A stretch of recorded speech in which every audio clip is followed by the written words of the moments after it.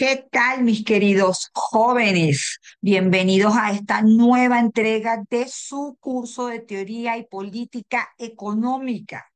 Esta vez le vamos a tener la ocasión de ver un aspecto que les va a resultar tremendamente interesante. ¿Cuál es ese aspecto? Es la evolución de las variables macroeconómicas de Venezuela en los últimos 20 años. Porque esto es sumamente importante para ustedes, porque para su pesar, ustedes son la generación que les ha tocado vivir las dos peores situaciones que se encuentran en la economía. Una tiene que ver con un prolongado periodo de recesión económica y la otra tiene que ver con la hiperinflación. Entonces, van a poder entender muchas de las cosas que ya de manera empírica, a través de sus propias vivencias, han tenido que presenciar a lo largo de su corta existencia. ¿Ok? En este sentido, lo que me interesa es que como ya podemos hablar un lenguaje común, es decir, ya ustedes han adquirido un lenguaje macroeconómico básico y una relación de causalidad entre variables que les va a permitir entender cómo se analiza la economía y cuál es la consecuencia de los resultados macroeconómicos que se obtienen en un determinado momento. ¿Ok? Entonces, eso es lo que vamos a hacer aquí. Volviendo al símil por última vez de la medicina, ya hemos estudiado el cuerpo humano y ahora venimos a la práctica, a la realidad, a abrir ese cuerpo humano y a estudiar órgano por órgano cómo, en qué estado se encuentra ese cuerpo humano del que estamos hablando, ¿ok? Eso es esencial para ir abordando cualquier, de aquí en adelante, cualquier informe de economía que ustedes vean, pues van a poder entenderlo con mucha más facilidad, ¿ok? Por allí eso es lo importante. Luego vamos a seguir con el enfoque de los sectores, ¿ok? Entonces vamos a ver las variables macroeconómicas, pero siempre agrupadas en sector real, en sector público, sector monetario y sector externo para poder ver la interrelación entre estos sectores y entre estas variables. Afortunadamente para nosotros, aunque estamos en un escenario o en un contexto de una opacidad de estadísticas tremenda, que implica que desde el año 2012 hasta el presente sea muy, pero muy precaria y mala la información que suministran los organismos oficiales, contamos con, por un lado, la encuesta en COVID, que nos va a permitir ver las consecuencias de la evolución de la economía en estas 2 décadas, y por la otra, con un informe de coyuntura de abril del 2024 preparado por el Instituto de Investigaciones Económicas y Sociales de la Católica. Allí están parte de los más destacados investigadores de la economía y ellos han hecho una labor inconmensurable. ¿Por qué? Porque si bien el informe tiene el propósito de explicar cuál es la evolución que se espera para el crecimiento o para la economía en el año 2024, han hecho un análisis detallado por sectores y tienen allí las estadísticas desde el año 2012 hasta el presente, cosa que ha sido muy, pero muy valiosa de ver. ¿Ok? Entonces, vamos a pasar a la presentación. Entonces, déjenme compartir pantalla.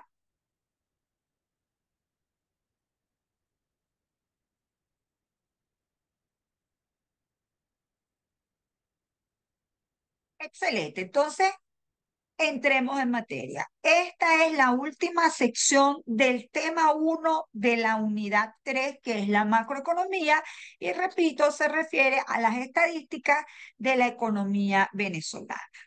¿Por dónde vamos a empezar? Por la variable que les he dicho que es la variable premium de la economía y que tiene que ver con el Producto Interno Bruto. Fíjense que el Producto Interno Bruto al final entonces es un valor. ¿ok? Las gráficas de aquí en adelante van a tener la característica de que la variable independiente que está en el eje de las X es el tiempo. ¿Ok? De manera tal que lo que hacemos es ver la evolución, el comportamiento de esa variable a lo largo del tiempo. Por ejemplo, aquí tenemos cuál ha sido el nivel de PIB año tras año desde el año 1998 hasta la estimación que se tiene para el año 2024. Allí, como pueden ver, este nivel está calculado en millones de bolívares a precio de 1997. Esa metodología la vamos a ver en el tema número 2, pero lo importante aquí es que entiendan que este es un indicador de volumen, un indicador de, si bien está, repito, en valor constante, se ha sido eliminado la evolución de los precios y podemos ver si efectivamente la producción ha crecido o no con respecto al año anterior y cómo ha sido la evolución a lo largo del tiempo. Como ven, se mantiene el esquema de los ciclos económicos, ¿sí? Pero en el caso de Venezuela, lo que ha ocurrido es que hasta el año 2013, la tendencia, el PIB potencial, nos daba cuenta de una variable en crecimiento y luego, a partir del año 2013 o 2014, esa tendencia ahora ocurre de forma como no la queremos, hacia la baja. Si bien hay una recuperación, a partir del año 2020, todavía estamos muy por debajo de lo que fue el PIB máximo que logramos alcanzar en el año 2012 y que fue de 122.239 miles de bolívares a precios de 1995. ¿Okay? Entonces, ¿qué va a ser importante con el PIB? Bueno, por un lado el nivel, fíjense cómo claramente podemos ver una situación, pero por supuesto, lo que nos interesa adicionalmente es ver la tasa de variación de este indicador, porque la tasa de variación de este indicador nos va a decir si es positiva, si hay crecimiento económico, si está cerca de cero, que hay estancamiento económico, y si es negativa, que hay recesión. Entonces, pasamos aquí por este periodo de recesión. Luego, desde el 2004, cuando empieza el auge de los precios del petróleo, pasamos por un largo periodo de crecimiento. Tenemos aquí la crisis financiera del 2008, entonces pasamos por una recesión y después seguimos creciendo hasta el 2012. En el 2012 viene el quiebre, viene lo que ha sido denominada la peor catástrofe que puede sufrir una economía que no haya pasado por una guerra. Y de allí en adelante se registra una caída abrupta de la actividad petrolera, caída que ligeramente se revierte en el 2021 y desde el 2021 hasta el 2024 por lo menos se ha mantenido en el terreno positivo. Entonces, ¿qué podemos decir que ha ocurrido? Primero, les dejo reseñado lo que les estoy diciendo. Para saber si una economía crece o no, se observa la variación porcentual del PIB a precios constantes. ¿Okay? En el 2004 se espera un crecimiento económico que estaría en torno al 4,5%. La economía registra tasa de crecimiento positiva desde el año 2021, con lo cual se empieza a recuperar terreno después de la devastadora recesión de 8 años consecutivos, cuando la economía se redujo cerca del 73%. El pastel tenía este tamaño y ahora es 73% más pequeño. ¿Okay? El economista Emil Pérez nos dice que en el año 2000 Venezuela era la cuarta economía de América Latina, después de México, Brasil y Argentina. Él se basa en los datos que presenta el Fondo Monetario Internacional. ¿Okay? En el 2023 somos la 10ª economía, por encima están Guatemala, Ecuador y República Dominicana, con población muy inferior a la de nuestro país. En el ranking mundial, porque hemos dicho que el PIB permite saber el tamaño de una economía, ocupamos el puesto 71 de un ranking de cerca de 200 países, 191, 195 países. Entonces, este es la evolución que ha tenido el Producto Interno. Vamos con la evolución del Índice Nacional de Precios al Consumidor. Estamos viendo las variables del sector real. Las variables del sector real son PIB, precios y tasa de desempleo. Nada más y nada menos que los tres objetivos básicos de la macroeconomía. ¿Qué podemos decir en materia de inflación? Es decir, ¿cuál ha sido el comportamiento de los precios desde el 2018 al 2024? Tenemos una primera franja del 2008 al 2012, donde la tasa de inflación ha estado rondando el 25% promedio. Venezuela, por su característica de país petrolero, se caracteriza por tener una inflación generalmente de 2 dígitos. Ha sido toda una hazaña cuando hemos tenido una inflación promedio anual de un solo dígito. ¿Okay? Sin embargo, a partir del 2013 empezamos a ver tasas nunca vistas en la economía venezolana. Pasamos de tasas del promedio del 25 a 56, 68, 180, 274. Y desde noviembre del año 2017 y hasta febrero del año 2019 pasamos por un proceso de hiperinflación. ¿Cómo se sabe que estamos en hiperinflación? Porque la inflación mensual ha sido superior al 50%. Luego, afortunadamente, llega algo de sindéresis a las autoridades económicas y a partir del 2021 podemos apreciar que si bien la inflación ha sido elevada, se ha desacelerado su crecimiento e inclusive se espera un crecimiento de 31,7% para el 2024 después de todo este desasosiego y de toda esta catástrofe donde se ha pulverizado el poder adquisitivo de la economía venezolana. Ustedes lo pueden ver fácilmente en los activos. Le preguntan a cualquier persona que compró su apartamento cuánto le costó en dólares cuando lo compró, sobre todo si fue en el periodo de los 80, de los 90, de los 2000, y va a ver su valor de mercado ahorita y se da cuenta que la pérdida de valor de ese inmueble supera el 70%. ¿Okay? Entonces, la pérdida de riqueza de la economía ha sido realmente descomunal. ¿Okay? Fíjense lo que ocurre a partir del año 2019 y qué es lo que explica este proceso, no este, pero explica este proceso de desaceleración de la inflación. El 19 de noviembre del 2019, el presidente Maduro declara a los medios, no veo nada malo en eso que llaman dolarización.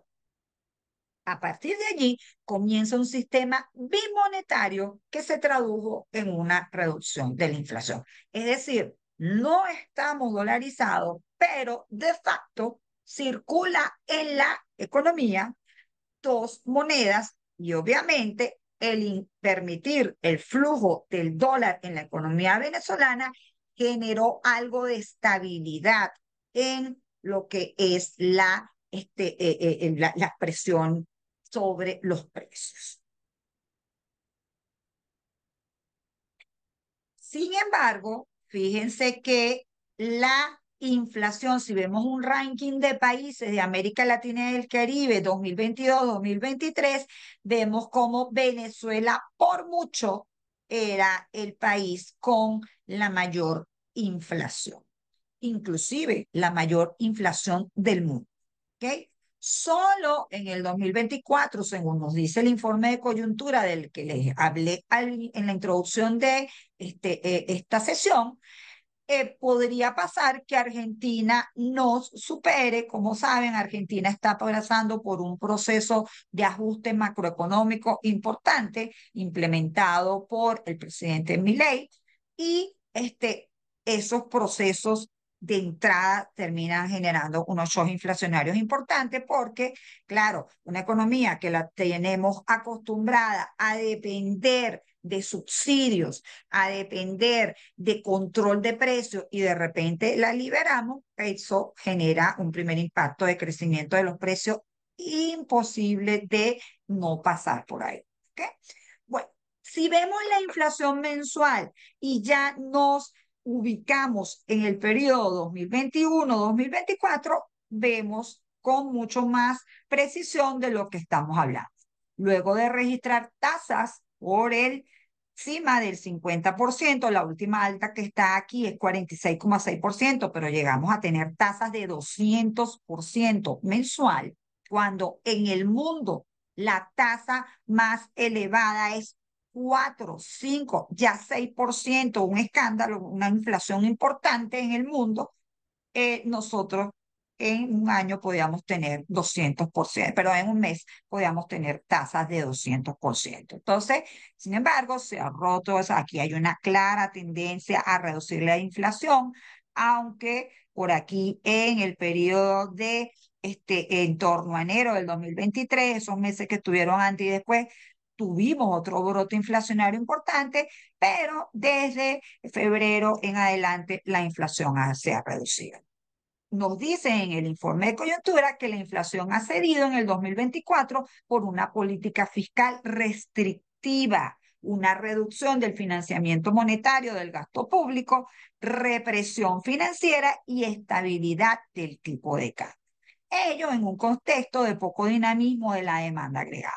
Es decir, que por el lado de la demanda hay poco consumo o un consumo muy bajo y unos niveles de inversión muy bajos comparados con lo que ha sido en los periodos anteriores.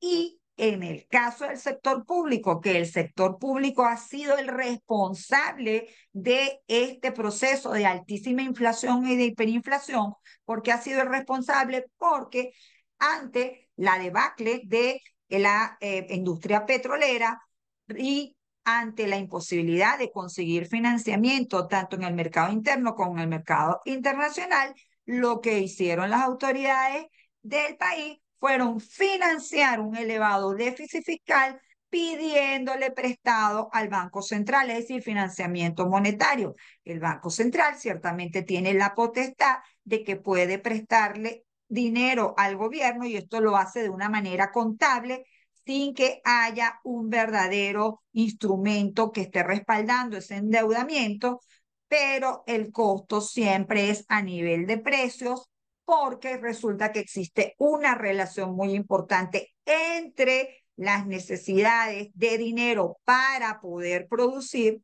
y la oferta de dinero que tenga el Banco Central. Si el crecimiento del dinero responde a la demanda de dinero de los agentes económicos porque están necesitando dinero para producir más bienes y servicios, no hay proceso inflacionario. Pero de ninguna manera eso significa que el Banco Central puede emitir grandes cantidades de dinero sin ninguna consecuencia. No, la consecuencia es claramente que empieza a perder poder adquisitivo la moneda, empieza a perder valor la moneda y se generan estos altos procesos de inflación. ¿Ok? El tercer indicador del sector externo y que hemos dicho que es el indicador más importante porque es el indicador del componente humano, social dentro de esta ciencia y que tiene que ver con la tasa de desempleo, es decir, con las personas que están buscando trabajo no lo encuentran. Al estar buscando trabajo no lo encuentran, salen de la posibilidad de redistribución del ingreso, ¿ok? O de asignación del ingreso, porque no participan directamente en el proceso productivo y quedan en una situación de vulnerabilidad elevada. Entonces, ¿qué ha pasado con nuestra tasa de desempleo? Este quiebre que ven aquí es porque la tasa de desempleo, que suele estar en unos niveles, también lo importante es que sea de un dígito, no cero, lo vamos a explicar ahorita, pero que sea menos de un dígito, aquí hay un quiebre porque tuvimos que cambiar de fuente, ¿sí? Ha ocurrido un proceso dramático migratorio, el cual aparentemente las autoridades no han cuantificado y entonces el Instituto Nacional de Estadística sigue estableciendo que la tasa de desempleo es menos de un dígito, cosa que no se corresponde con el tremendo impacto o caída que ha tenido la actividad económica. O sea, si la actividad económica sufrió un descalabro, pues obviamente eso tiene que venir acompañado de una elevada tasa de desempleo. ¿Ok? Entonces, para resumirlo, se los pongo aquí de la siguiente manera. La tasa de desempleo siempre va a tener un valor mínimo distinto de cero. Eso se llama tasa natural de desempleo y se puede considerar un buen resultado para Venezuela hasta un 8%. ¿Ok? La serie es fuente informe de coyuntura de la UCAD desde el año 2016, justamente para registrar ese corte porque ya el INE no nos sirve. El informe agrega que en un contexto de crisis migratoria, más del 60% de los empleados se ubica en ocupaciones elementales y en actividades de comercio y servicio. El 80% está en el sector de servicios y 9,1 millones de personas están desocupados, es decir, están buscando trabajo y no lo encuentran. Existe inamovilidad del salario mínimo que repercute en el cálculo de ahorros, prestaciones y otros beneficios, y además se ha institucionalizado la política de bonificación del salario. Eso genera una gran vulnerabilidad para el trabajador. Eso imposibilita que esta economía le esté brindando la posibilidad a los trabajadores de tener un crecimiento personal y familiar, como el que se necesita o como lo establecemos como objetivo macroeconómico. ¿Ok? ¿Qué ha terminado pasando? Bueno, mucha gente se ha ido a buscar oportunidad en otras latitudes. ¿Ok? Entonces, veamos los tres grandes indicadores de el sector real de la economía, que además son los indicadores directos de cómo le puede estar yendo a una economía. Vemos la actividad económica con todo este gravísimo y dramático proceso de recesión económica. Recuerden, siempre que la tasa sea positiva hay crecimiento económico, que sea negativa hay recesión o decrecimiento de la economía y lo deseable es una senda estable de crecimiento del PIB. Fíjense que la economía estadounidense está en el sitial que está y lo que ha ocurrido en esa economía es que ha crecido en torno al 2% por más de 150 años. Eso la tiene como la economía más grande del planeta. ¿Okay? En el caso de la inflación, ya lo describimos, todo este proceso dramático de hiperinflación, y en el caso de la tasa de desempleo, pues también lo vi. Quiere decir que este cuadro simplemente nos permite decir que Venezuela lleva décadas sin alcanzar sus objetivos macroeconómicos de manera sostenible. Ha logrado recuperar el crecimiento, lo pierde rápidamente. Fíjense que en el 2022, que fue un año bastante bueno, la actividad económica fue 7,2%, la inflación bajó considerablemente, pero ya en el 2023 ya se estaba rápidamente desinflando las fuerzas que habían llevado a ese crecimiento de la economía. Entonces, no hay un crecimiento económico estable. ¿Ok?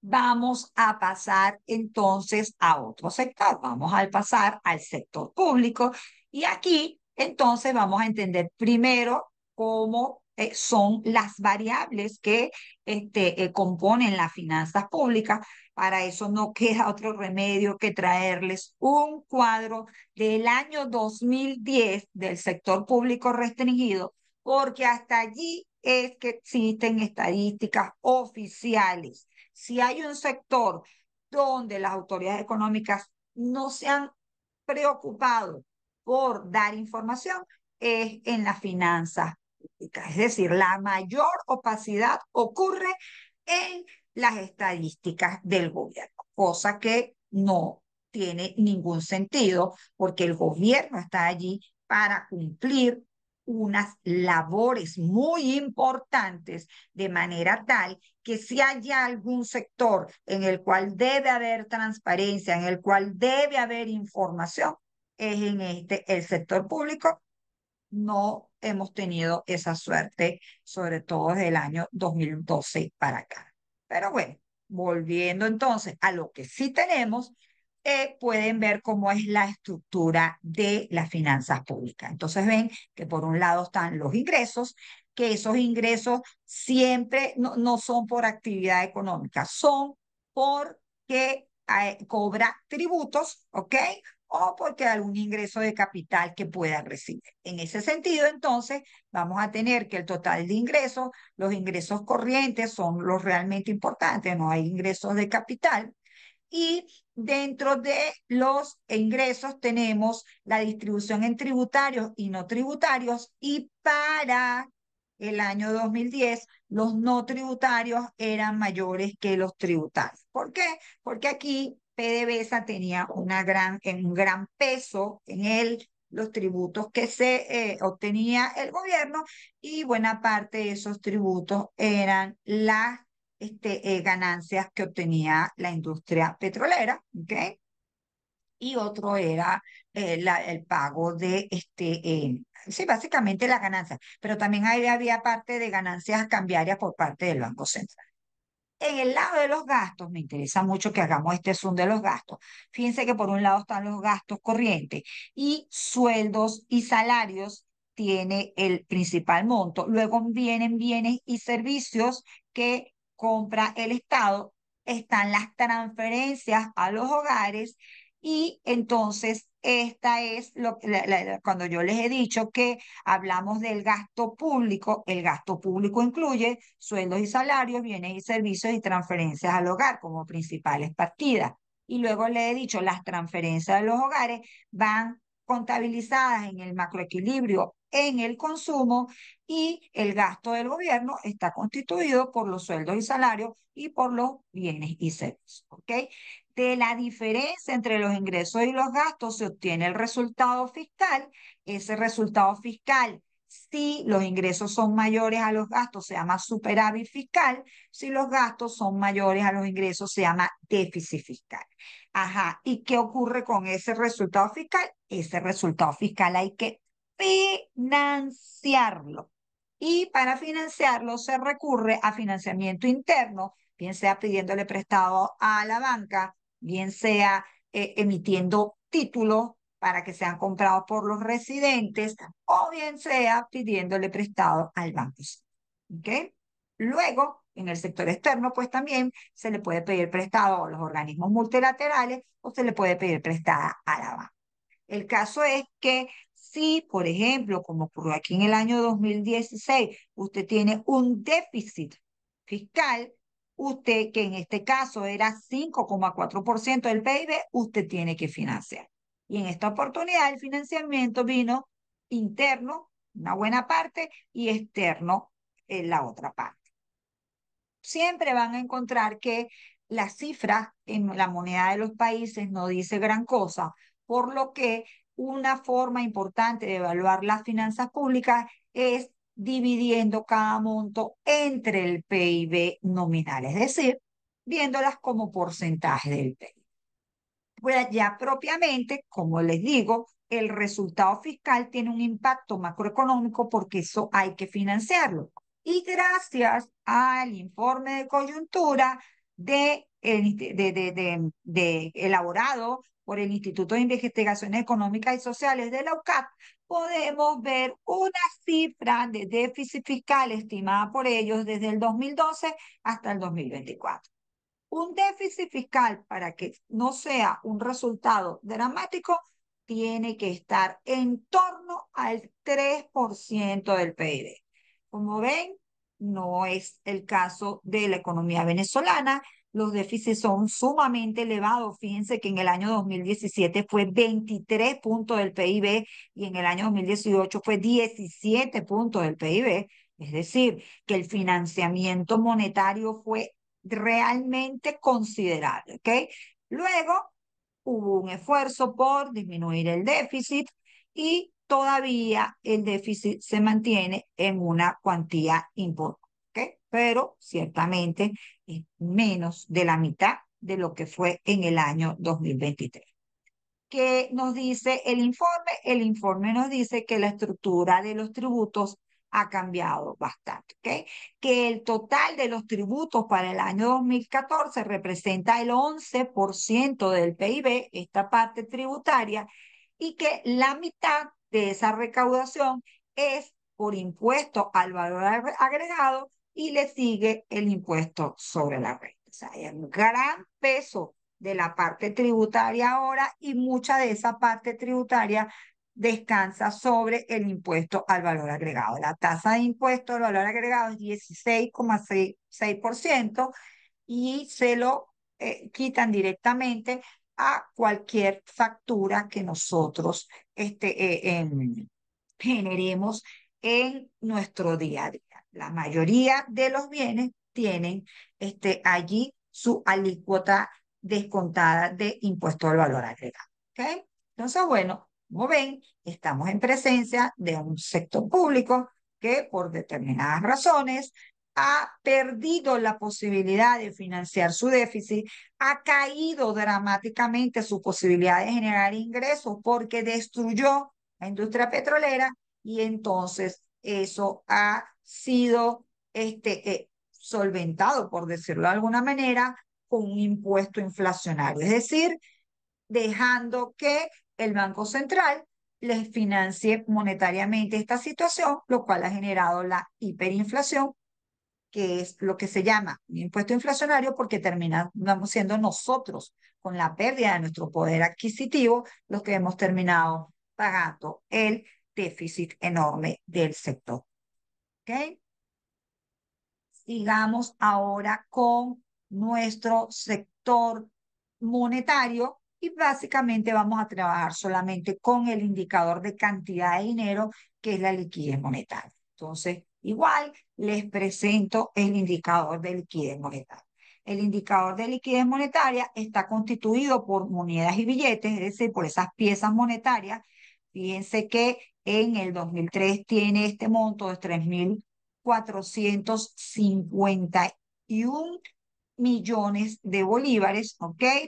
Los depósitos a la vista, que son lo que llamamos cuentas corrientes, ¿cómo se llama? 85.067, los depósitos de ahorros transferibles, 7.438, y esto nos da un primer indicador, porque la liquidez monetaria se mide por tramos, que se llama M1. También se le dice dinero. Yo poco le voy a decir dinero, le voy a decir M1, porque realmente no quiero que lo confundan con el concepto de dinero, que es todo, incluye todo. El efectivo, los depósitos, sean transferibles o no transferibles. Entonces, como pueden ver, M1, es decir, esta es una economía que trabaja básicamente o demanda básicamente dinero para hacer transacciones económicas. Si en los depósitos de ahorro no transferibles o cosas más sofisticadas como los certificados de participación, eso ya no representa ni el 1% de la liquidez monetaria. Entonces, la liquidez monetaria en total, M2, ha pasado de 18.806 millones en el 2022 a 96.068 millones en el 2024. Por supuesto, de lo que estamos hablando es que la economía venezolana ha tenido un crecimiento importante de la liquidez monetaria, el cual hacia el 2024 ha crecido mucho menos, muchísimo menos. Entonces, una cosa importante a tener en cuenta aquí es que debido precisamente a ese grave proceso de hiperinflación, la moneda ha pasado por tres procesos de reconversión monetaria. El primero fue en septiembre del 2008, donde todavía estaba el presidente Hugo Chávez vivo, y allí se le quitaron tres ceros a la moneda. El segundo fue en agosto del 2018 y ahí se le quitaron cinco ceros a la moneda.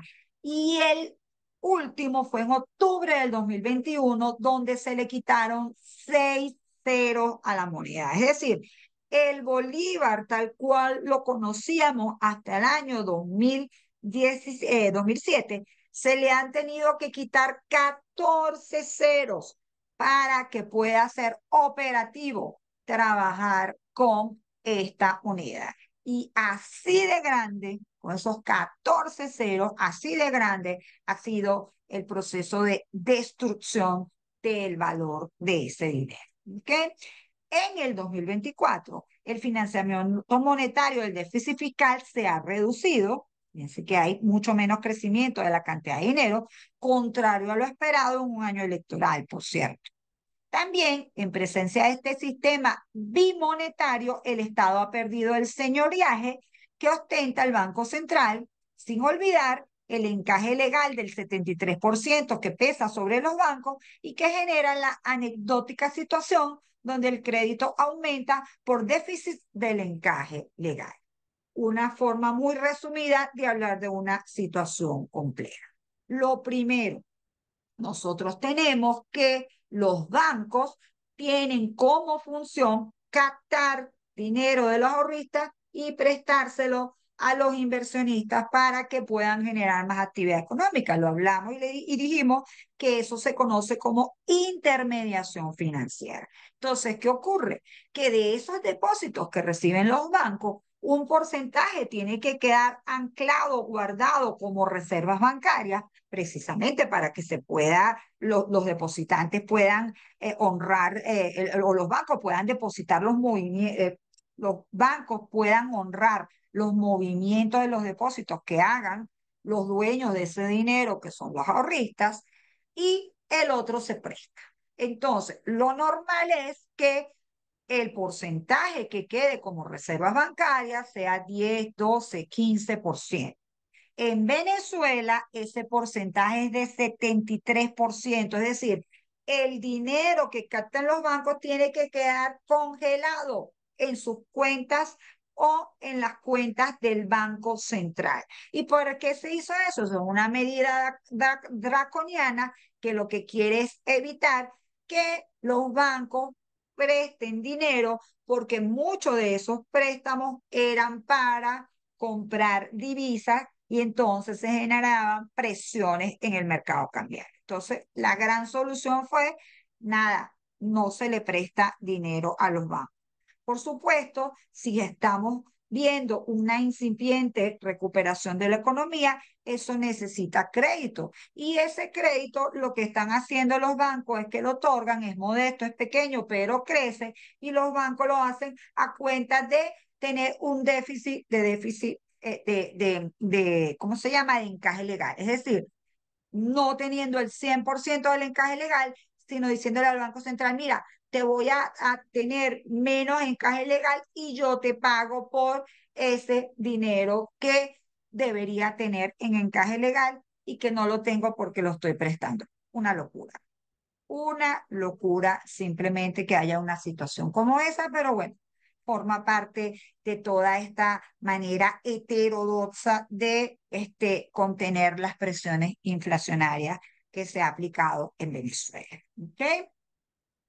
Fíjense entonces, para establecer, como lo pongo aquí, como lo establece la teoría cuantitativa del dinero, existe una estrecha relación entre el aumento de la base monetaria, que es el indicador que directamente puede manejar el Banco Central, y el crecimiento de los precios, situación que es mucho más visible en periodos de alta inflación o de hiperinflación.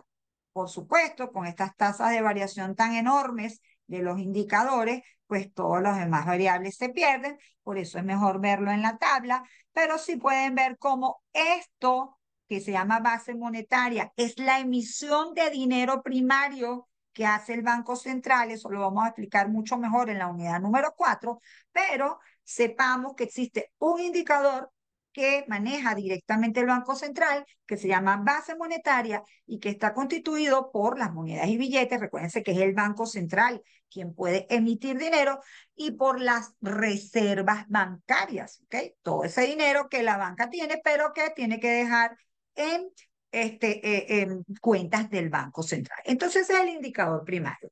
Ese indicador primario, cuando entra al sistema financiero, se multiplica, crece y se expande y finalmente se obtiene la cantidad de dinero. En otras palabras, la cantidad de dinero o M2 se calcula de la siguiente manera: base monetaria por multiplicador monetario, ¿ok? Y en ese multiplicador monetario tiene una fuerte incidencia el coeficiente de efectivo y el coeficiente de reservas bancarias del que acabamos de hablar.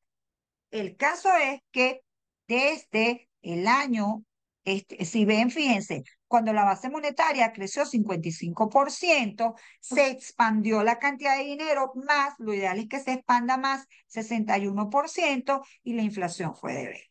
Fíjense que esto pasa de 55 a 65 y luego a 70, y este indicador también, y sin embargo, no hay un proceso inflacionario tan alto, porque aquí no se manifiesta tanto. Pero cuando ya es que este dinero crece a estas inmensurables tasas, fíjense que inclusive pasa que el crecimiento de la base monetaria está por debajo de lo que termina siendo el crecimiento de la inflación. Dejémoslo allí para hacer un cierre con eso. Vamos a ver los indicadores del sector externo. Y para Venezuela, para todos los países, pero en Venezuela te vamos a tener que la balanza comercial es fundamental con lo que pasa en la economía venezolana. Aquí tenemos las exportaciones y las importaciones solo de bienes, ¿ok? Y tenemos el balance comercial. Vemos cómo del 2007 al 2014 tuvimos unos niveles de exportaciones en torno a los 80.000 millones de dólares, ¿sí?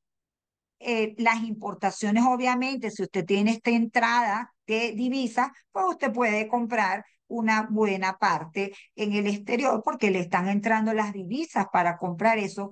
Y fíjense que la balanza comercial es positiva, o sea que aquí usted está recibiendo un flujo de divisas. En el caso de Venezuela, donde las exportaciones son más del 95% de petróleo, pues obviamente es muy importante lo que pase con la producción y lo que pase con el precio. Y lo que pasaba con la producción es que si bien se redujo de 3.150 miles de barriles diarios hasta, llegó a ser 2.880 miles de barriles diarios en el 2014, resulta que el precio del petróleo estuvo en unos niveles muy elevados. Llegó a ser 101 en el 2011 y en el 2012 103,40. O sea que casualmente la economía se va al traste cuando el precio del petróleo es el más elevado. ¿Qué ocurrió allí? Ocurrió lo que vamos a seguir viendo aquí. Un pésimo manejo de la industria petrolera, en la cual se empezó a utilizar recursos de la industria petrolera para hacer planes de distribución de alimentos, para hacer planes de construcción de viviendas y cualquier tipo de labores directamente hechas por PDVSA, es decir, PDVSA en vez de ocuparse de vender petróleo, se empezó a ocupar de eh, eh, em, directamente satisfacer las necesidades de la población. Eso no podía parar bien porque además dejó de utilizar recursos que necesitaba invertir en el sector petrolero en otros recursos. Eso en un sector petrolero venezolano que cada vez era menos competitivo porque su petróleo, que en la década de los 40 y de los 50 fue un crudo de mucha calidad, empezó a ser un crudo más pesado, más ácido, con mucha más viscosidad, y todo eso terminó generando que la producción pasara a 2.843 en 2015. Fíjense que en el fatídico 2018 es 1.354 y no ha dejado de caer hasta aquí el año 2020, donde toca fondo y después tiene una ligera recuperación, pero absolutamente lejos de los niveles que tuvo antes. Y además, eso estuvo acompañado por una trayectoria de los precios en petróleo donde hubo una caída importante, ¿ok? Nada más el mercado petrolero es un sector en el que podemos estar hablando por horas y hubo una recuperación, pero nunca a los niveles que vimos en el periodo 2021, 2011, 2014, ¿ok? Y que arrancó desde el año 2000 hasta el año 2004 en los niveles de la cesta venezolana como altos eran 21, 22, 23, ¿ok? Todos estos niveles a partir del 2004, estos altos niveles se explican por un crecimiento o este crecimiento acelerado de la economía china y en sí de toda la región de Asia, porque no solamente China, aunque es la que más crece y la que más impacta el crecimiento de la demanda de petróleo, pero también está la India y también están otros países del área de Asia. Asia se está convirtiendo en un importante centro financiero porque allí hay muchísima generación de PIB. ¿Okay? Entonces, bueno, en el caso de la variable tipo de cambio, pues entonces estas son las variaciones que podemos ver del tipo de cambio. Como ven, son bastante dramáticas. Llegó a ser 45.723,8 en el 2018. Repito, la moneda varió 45.723,8% en un año. Y nada, también es un país donde ha perdido sus reservas internacionales, es decir, sus activos financieros internacionales en manos de la autoridad monetaria también se han reducido y esto que forma parte de la cantidad de dinero de una economía, lo veremos después, es un importante aval de que la economía tiene o no capacidad para honrar sus compromisos con los no residentes. En la medida que esto es bajo, los no residentes empiezan a preocuparse por la capacidad de ese país para pagarle en los bienes y servicios que le venda o los activos financieros que adquiera de esa economía. ¿Ok? Aquí vemos la gráfica, siempre las gráficas van a ser maravillosas para que veamos entonces lo que sucede. Aquí están la evolución de las exportaciones, la evolución de las importaciones. Fíjense que la balanza comercial sigue siendo positiva, pero unos niveles muy lejos de lo que fue en todo este periodo. Si vemos la producción y el precio del petróleo, vemos cómo el precio del petróleo, fíjense que en el 98 llegó a ser 10,6, lo que yo les decía, hasta por aquí, hasta el 2004, se mantiene todavía en niveles del 20 y pico por ciento y después sigue subiendo hasta niveles del 100%. Este es un mercado que tiene muchísima fluctuación, el precio, ¿ok? Y en el caso de la producción, bueno, la dramática reducción de la producción petrolera. Entonces les coloco aquí en resumen, las exportaciones venezolanas están compuestas en más del 95% de petróleo crudo y derivados. Se puede apreciar la dramática caída a partir del año 2015. Eso lleva a un recorte igualmente abrupto de las importaciones. El descalabro del sector externo se explica en esencia por el desplome de la producción petrolera de alrededor de 2,5 millones de barriles diarios en 2017 a 500.000 barriles en el 2020, con un repunte a más de 800 en el 2024. La producción petrolera comenzó en el año 1917 y no había sido cerca de 500.000 desde el año 1936. Entonces, es un cambio dramático, es un cambio brutal. ¿Ok? El precio de este mercado, el tipo de cambio, aquí lo tenemos. Esta es la evolución de la que estamos hablando. Fíjense, en el año 2017, a pesar de todos los procesos de reconversión monetaria, aquí hemos hecho un esfuerzo por ver el valor del tipo de cambio sin tomar en cuenta la reconversión monetaria. Obviamente aquí solamente está la del 2008, pero no está la del 2018 ni la del 2021. Esto significa que esta sería, si no hubiésemos hecho ese ajuste contable, esta sería la cantidad de bolívares que tendríamos que dar para cambiarla por $1.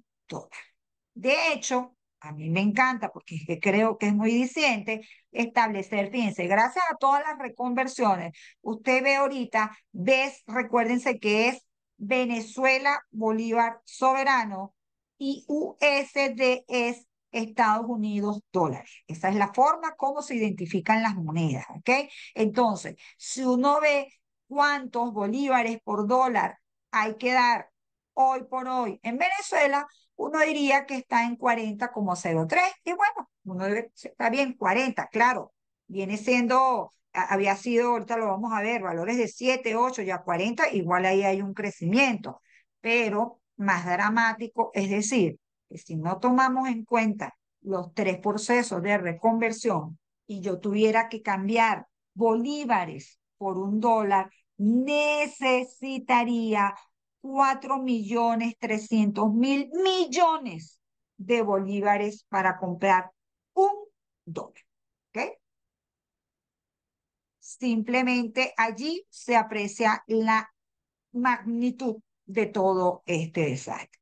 Y repito, a pesar de los ajustes cambiarios, no se ha logrado frenar la tremenda depreciación que sufre la moneda. Por eso es que la gente, en la medida de lo posible, se maneja con dólares, pero inclusive, si bien hay mucha más estabilidad en manejarse en dólares, eso no significa que no haya un proceso de deterioro del poder de compra.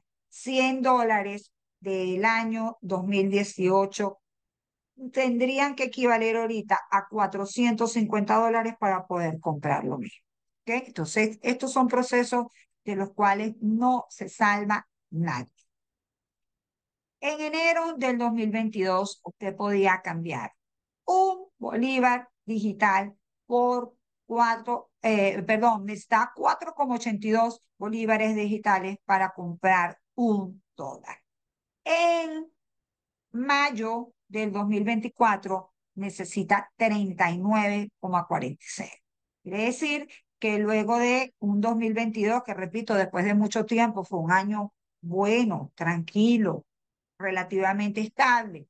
El tipo de cambio, fíjense cómo tuvo este comportamiento. En el 2023 volvimos a la tremenda depreciación cambiaria y en el 2024 hay cierta estabilidad, pero ojo que esa estabilidad es insostenible. ¿Ok? El Instituto de Investigaciones Económicas y Sociales resalta en su informe que el Banco Central está aplicando una política antiinflacionaria utilizando el tipo de cambio nominal como el principal ancla de los precios. No obstante, la brecha entre este tipo de cambio nominal paralelo, la brecha entre el tipo de cambio nominal paralelo y el tipo de cambio nominal oficial da cuenta de una oferta de divisas insuficiente que está generando una apreciación del bolívar. O sea, ¿quiénes son los oferentes en el mercado de divisas? Principalmente el Banco Central. Algo se oferta por los exportadores en Venezuela, ¿ok? Pero ahorita que hay cierta inversión de empresas petroleras internacionales, algo se oferta por la entrada de divisas que generan las remesas, pero el gran grueso es el Banco Central. Y el Banco Central está ofertando mucha mayor cantidad de divisas para tratar de mantener el tipo de cambio en torno a 40, pero no está generando la suficiente cantidad y ya se ha creado una brecha entre el tipo de cambio oficial, que es 36 y algo, y el tipo de cambio paralelo, que es 40 y algo. Por mucho tiempo se dijo que era un problema de que hay una página por allí que se pone a hablar de niveles de tipo de cambio que no son. No sé. Recuerden, desde mi primera clase se los dije, si el precio en un mercado no es el que los agentes económicos consideran que es, se crean mercados paralelos, donde de forma desorganizada o de forma, si se quiere, menos coordinada, oferentes y demandantes establecen un nuevo nivel de precio para ese mercado. Y el mercado de divisas es un mercado como cualquiera, con su oferta de divisas, su demanda de divisas y su precio como el resultado de esa puja, de esa interacción entre la oferta y la demanda de divisas. ¿Okay? Este grafiquito que está aquí, les quiero enseñar entonces finalmente la variación de precio, es decir, la inflación y la variación del tipo de cambio, y pueden ver la absoluta correlación que hay entre ambas variables. Esto es un coeficiente que nos permite ver la causalidad que impacta, la causalidad que hay entre una variable y otra o entre dos variables, y mientras más se acerque a uno, que es el valor máximo, más fuerte es la causalidad entre esas variables, y eso es lo que ocurre en Venezuela y en muchas partes del mundo. Eso se conoce como pass-through, ¿sí? Movimientos del tipo de cambio van a generar presiones en los precios internos, pero además, como los hermanos Vera nos los han hecho entender, ya la causalidad se pierde. O sea, ya puede ser que los precios estén generando devaluación de la moneda o la devaluación esté generando en mayor presión sobre los precios. El final, repito, es que aquí hay una estrecha correlación, y que por eso es que el Banco Central ha podido anclar las presiones inflacionarias, porque ha aguantado el tipo de cambio, pero como lo hace de manera superficial, sin resolver los desequilibrios que generan esas presiones cambiarias, entonces, pues al final, en la medida que se le acabe su posibilidad de ofertar divisas, va a tener que soltar el tipo de cambio. ¿Okay? Entonces, ¿qué tenemos como resumen? Como resumen, si lo vemos en un periodo más largo, tenemos que si comparamos el crecimiento de los precios y de la cantidad de dinero y obviamente el tipo de cambio desde el año 2023 con respecto al año 2022, vemos que el crecimiento de los precios es cerca de 145.178,5. Ya una inflación de 13.000% al año ya es una hiperinflación, ¿ok? Y el crecimiento de los agregados monetarios es 72.326,8. ¿Qué es lo que yo quiero significar aquí? Algo muy importante. Fíjense, el crecimiento de la liquidez monetaria estuvo muy por debajo del crecimiento de los precios. Esto permite establecer que una vez que se desata la inflación, las expectativas económicas tan negativas que se generan y el alto grado de incertidumbre lleva a una destrucción de la moneda. Por eso es que es crucial que haya un banco central muy serio, muy responsable, que no permita que la moneda pierda valor. Y qué mejor que hacer una cita para entender de lo que estamos hablando. Dice una cita de Keynes que aparece en el libro del profesor Gregory Mackey, dice que Lenin decía lo siguiente. ¿Quién es Lenin? El padre de la revolución bolchevique, el que hizo el cambio de Rusia a una economía comunista. La mejor forma de destruir el sistema capitalista es corromper la moneda. El proceso sitúa todas las fuerzas ocultas de la ley económica del lado de la destrucción. Ya no es tan oculto cómo opera el mecanismo de destrucción de la moneda, lo acabamos de ver. Un gobierno que gasta desmesuradamente y que entonces lo hace financiándose con la potestad que tiene el Banco Central de emitir dinero o de expandir la cantidad de dinero, perdón, termina generando que las expectativas, esos agentes económicos que siempre hemos dicho que son personas que tienden a sobrereaccionar, bueno, esto termina generando un ambiente en el cual hay un simple sálvese quien. Dentro de ese sálvese quien pueda, pues estas son las consecuencias que tenemos. Gracias a la encuesta en COVID, podemos decir que las dramáticas consecuencias para la economía son las siguientes. Venezuela está en el continente más desigual del mundo y para el 2022 es el país más desigual de América. Nuestro nivel de desigualdad se compara con Namibia, Mozambique y Angola. En los años que van desde el 2014 al 2018, a la par del dramático deterioro de la economía, la pobreza total pasó de 48,4% a 92,7% del total y la pobreza extrema de 23,6% a 75,2%. Eso se llama pobreza de ingreso, ¿ok? Cuando este ingreso no te alcanza para nada.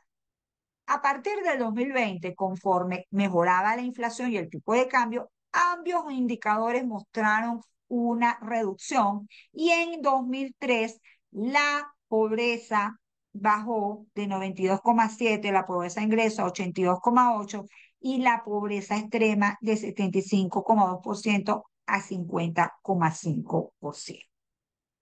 Solo para que tenga una referencia, para que un hogar no sea pobre de ingresos, necesita que al menos 2 de 3 de sus miembros formen parte de la fuerza de trabajo. Si no, el ingreso no alcanza ni siquiera para comer. ¿Ok? La pobreza se reduce, pero crece la desigualdad. La estrategia para reducir la desigualdad consiste en producir bienes y servicios sociales que permitan aumentar el capital humano y social de los sectores más empobrecidos.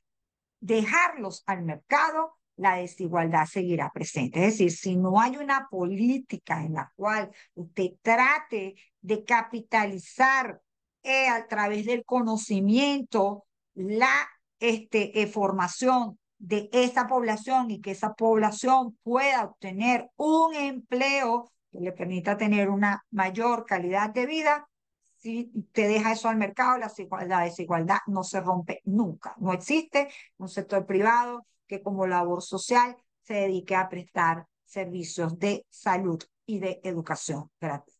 ¿Okay? Hay que recalcar que en el 2003 se observa una leve reducción de la desigualdad.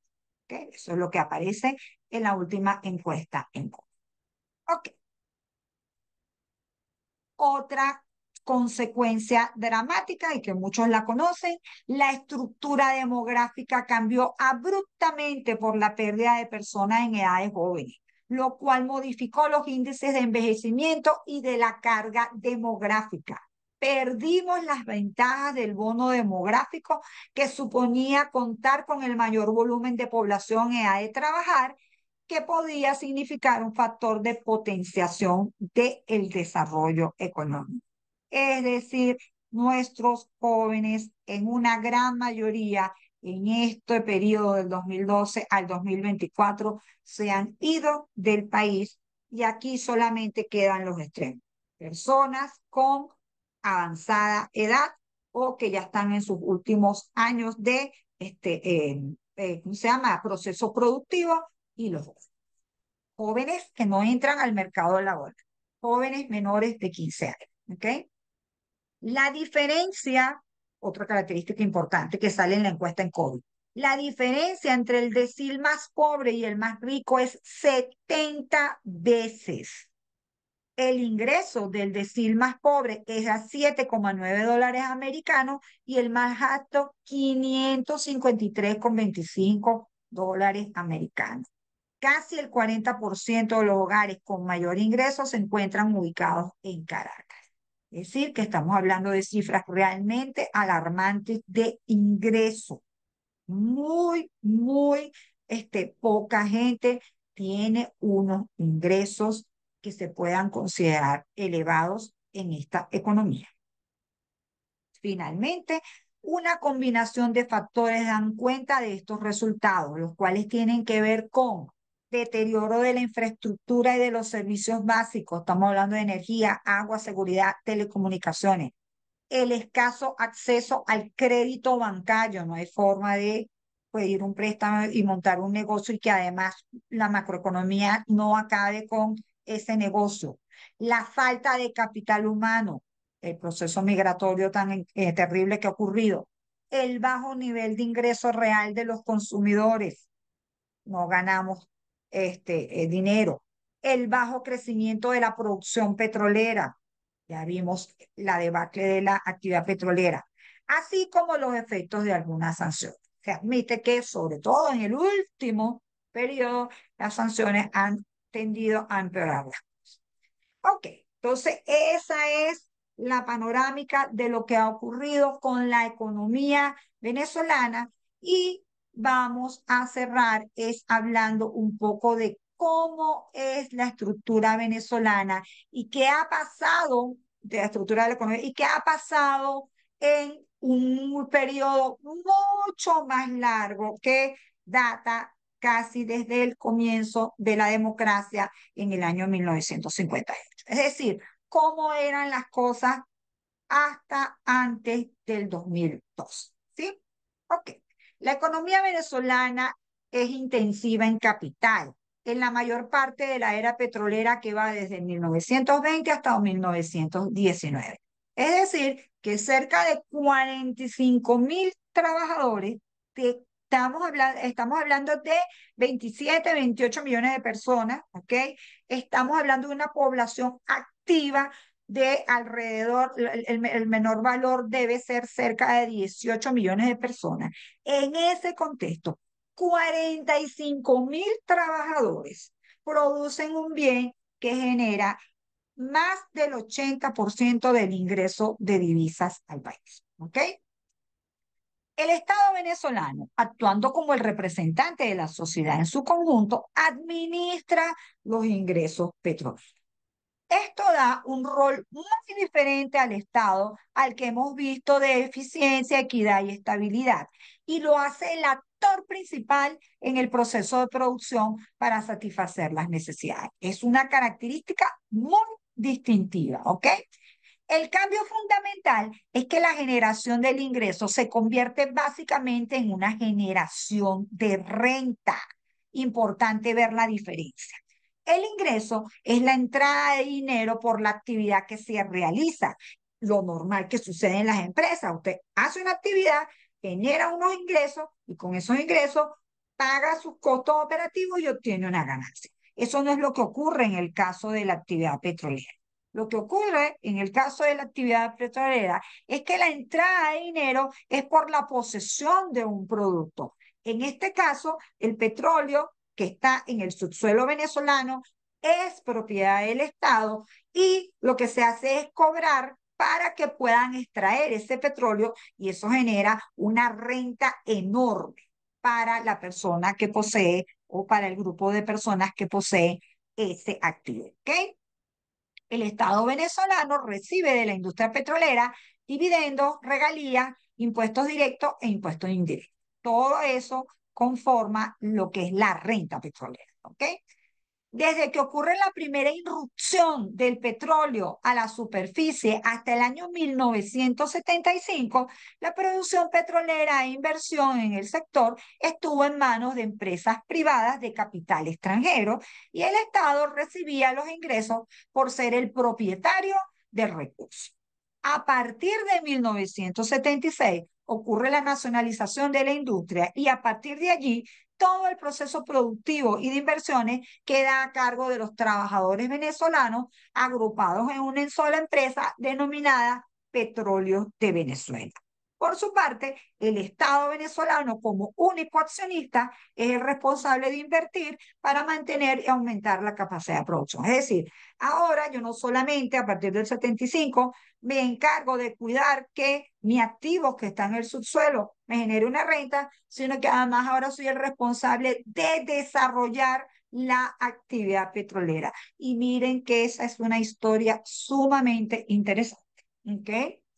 El petróleo como insumo esencial para la actividad económica en cualquier parte del mundo se caracteriza por ser un bien no renovable, concentrado en pocas partes del planeta, lo que genera un mercado de pocos productores, muchos consumidores, pero organizados en un organismo como la Agencia Internacional de la Energía y cuyo precio se fija en los mercados internacionales.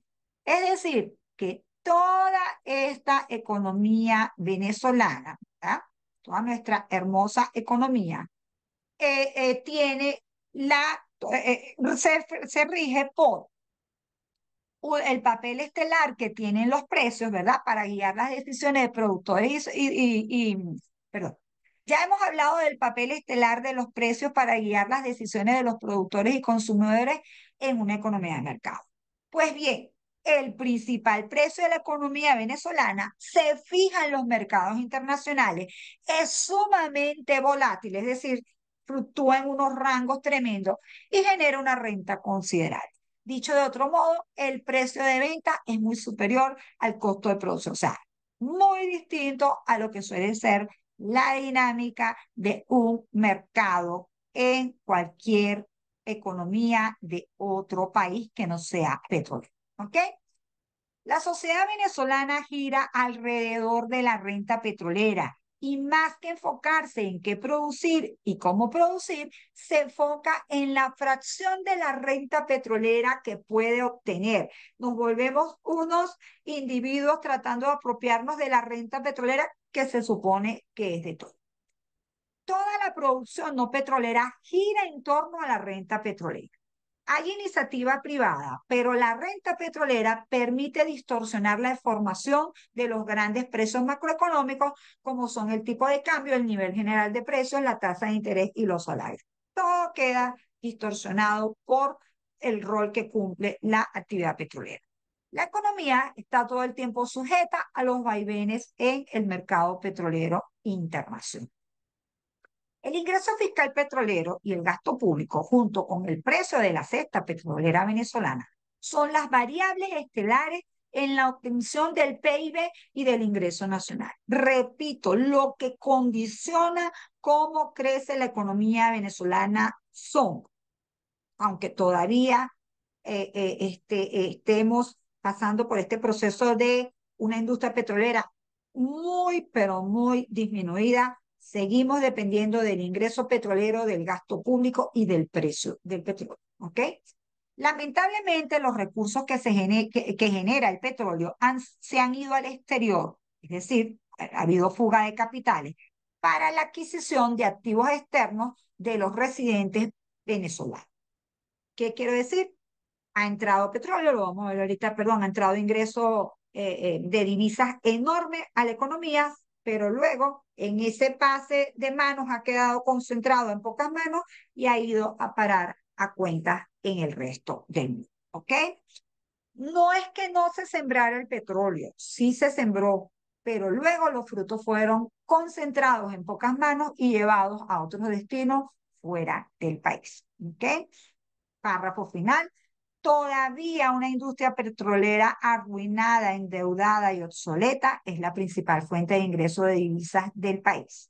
Pero la merma descomunal del ingreso petrolero hace que el bienestar de los venezolanos ya no se pueda sustentar en la renta petrolera.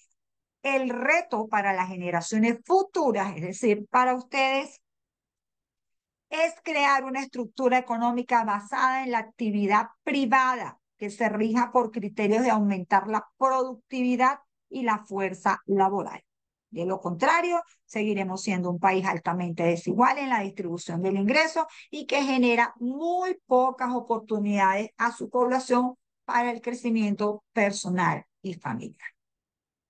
Eso es a lo que se enfrentan las nuevas generaciones, ¿ok? A la necesidad de hacer un cambio estructural de lo que ha sido nuestra dinámica petrolera desde que apareció el petróleo. Muy bien. Por último, entonces, quiero cerrar con este trabajo del profesor Rafael Quirós, en el cual uno puede ver por periodos presidenciales cuál fue la producción petrolera, la cesta petrolera, el precio del petróleo, que es la cesta petrolera venezolana, las exportaciones, los ingresos fiscales petroleros, los ingresos de divisa y cuál es la participación de los ingresos fiscales en las exportaciones. Él se centra en su primera parte del libro en el periodo democrático y luego falta todavía por ver publicado donde se hace la comparación con el periodo del presidente Hugo Chávez. Entonces, para hacer un resumen, desde el año 59 hasta el año 99, podemos hablar de un promedio de producción petrolera de 2.696 miles de barriles diarios, de un precio de $1,65 por barril, lo cual genera exportaciones por un total de 345.621. Esta simplemente es la suma de todo esto, ¿sí? Millones de dólares.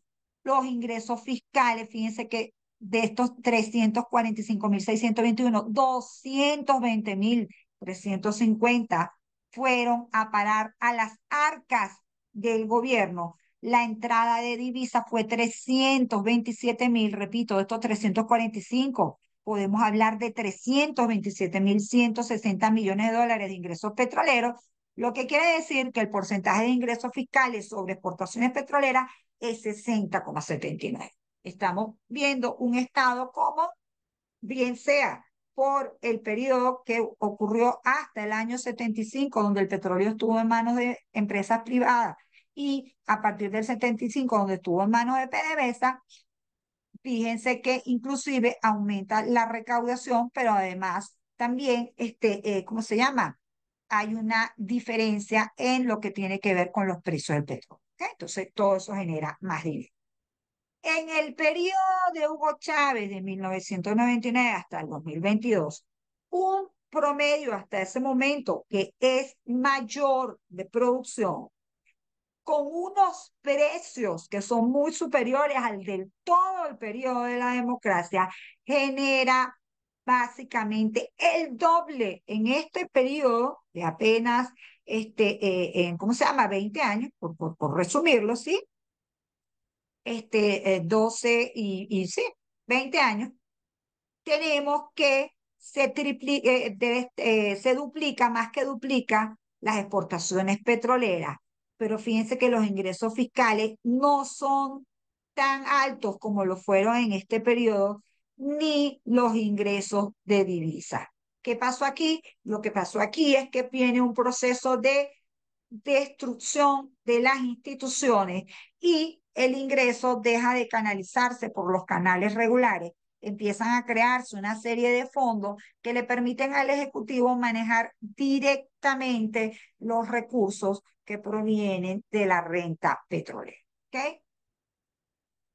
Eso, inclusive, fíjense que hay una, con todo y todo, hay una reducción de los ingresos fiscales petroleros sobre las exportaciones. Pero al final, mucho de esto lo que quiere decir, repito, es que aumenta absolutamente la discrecionalidad en el uso del ingreso petrolero.